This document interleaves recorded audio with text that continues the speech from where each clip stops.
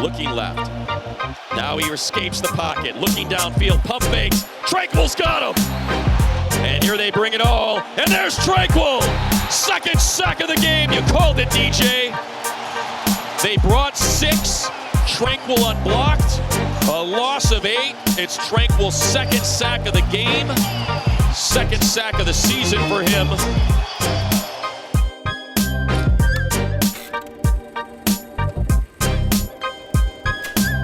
What's up, guys? Welcome into a Week 7 edition of Film Room. As always, joined by Daniel Jeremiah. And DJ, this is going to be a fun one. We're going to talk about one of the best rookies, perhaps the biggest steal in the draft. But first, how about Drue Tranquill and the way he's been playing ball this season, particularly against the Broncos this past Monday night? Yeah, I think Drue Tranquill is going to be in the mix to go to the Pro Bowl this year, Chris. He's just been excellent, and he's shown you really kind of a complete skill set, all the different things he can do on a football field. And I want to just go back to that game on Monday night against the Denver Broncos and show you some subtle things that he does, as well as some of those exciting, explosive wow plays that he makes. Let's start here with the subtle play. Here he is. You see Tranquill 49 on the left of your screen. I'm going to let this run in slow motion because I want to show you the importance of discipline and gap integrity here. You're going to watch where this flow of this play goes. Melvin Gordon on the hip. Look where he's going. Now, look, if Tranquill gets sucked up into the trash there is nothing to stop this from being a very explosive run from Gordon. Look, he's going to cut this thing back. Tranquill sees it, anticipates it, jumps right back into his responsibility, fill, and a firm tackle right there. That's one of those things that just looks like a tackle in the box score, no big deal. But with everything flowing to one side, they're trying to influence Drue Tranquill to get him to float. And if he floats and is undisciplined with his gap right there, that thing pops out the back door. You end up with one of those explosive runs. So that's just an example of just being disciplined, being smart, being heady, something that Drue Tranquill has done all year long. I love it. Love it. What's next? All right, they're going to get next here. We've talked about the discipline, being able to sort through that trash inside. How about the ability to be physical and to take on blocks? This is something else you got to do when you're playing off the ball inside here. He's going to come downhill. You're going to get a guard pulling around. I want you to see how he uses his hands here. You're going to see 66, Drue kind of doing the what he always does, alerting everybody what's coming here. Here's the puller. Boom, stuns him right there, gets off, and makes the tackle. I want to let that run full speed so you can just see how fast this happens. The guard, boom, stuns him, gets off, makes the tackle. That is textbook. So you see the discipline, then you see the physicality. And these last two plays, you're going to see the explosiveness here. Here's what he does with his explosiveness and his effort to finish as a pass rusher. Here are the 2 sacks from last week.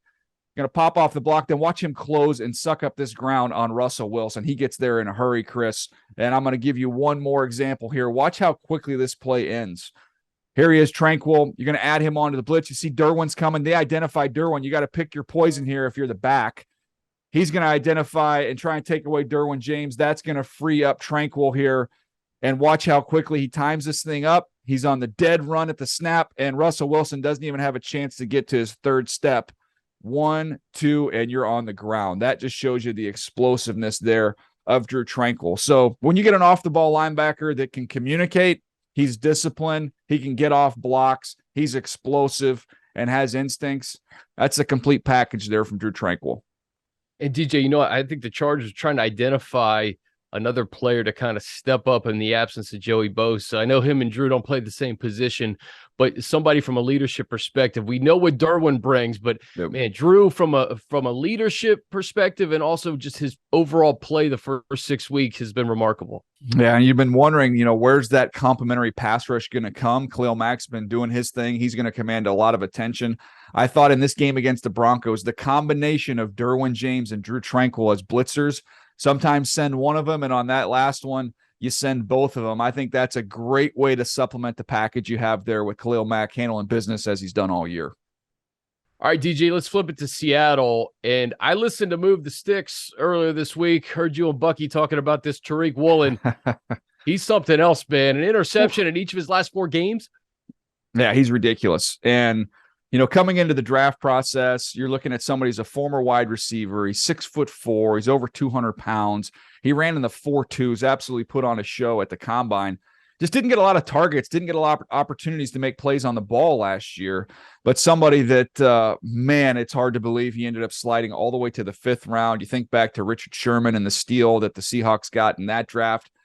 This is a chance to be even a greater steal because, Sherman had unbelievable ball skills and instincts as a former wideout himself. But this is just a different level of athlete in terms of the speed and the explosiveness with Tariq Woolen. All right, let's fire it up. All right, let's look at these 4 picks. We can go through all 4 of them. You're going to see all the different skills he possesses. He's at the top of the screen here on this first one. This is going to be an example of zone eyes working. He's in zone coverage. You see him working outside in. And just look at his ability to drive on the football. He's got his eyes on the quarterback. Watch the burst out of his break right here. Boom. He sucks up that ground in a hurry and then gets the ball in his hands. And you see his ability to make a little something happen after the interception is made. But that's the example of him in zone with those zone eyes. A lot of times you get height, weight, speed corners. You sacrifice some of the instincts. This dude can really see it and play it as well. I'll get into the second play here, and you can see the closing burst. Again, he's up here at the top. He's the right corner.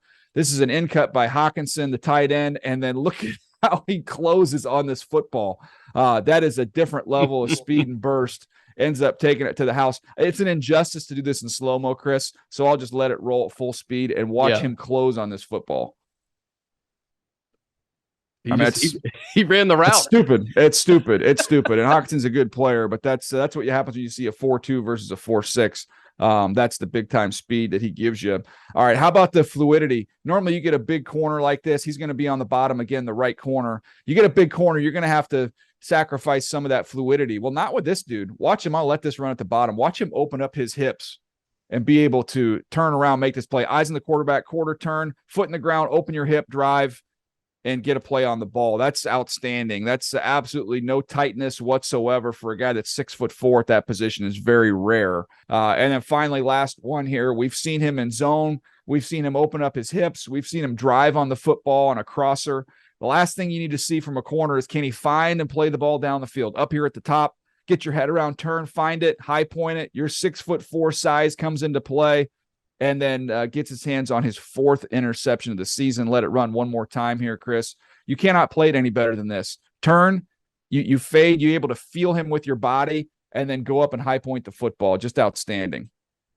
This is a rookie, DJ. I mean, how blown away are you by his play through the first 6 weeks? Well, you can't play better. You cannot play better. He's making tons of plays on the ball, and he's going to end up seeing what happened to him in college. His team's just going to start going to the other side. But I know in this game, Mike Williams and Patrick Surtain last week, which was a fun matchup. Another battle of heavyweights this week. He gets the rookie and Tariq Woolen. You're going to see big on big, good on good. And I cannot wait to see that matchup take place. If you want to see more content like this, check out the link right here.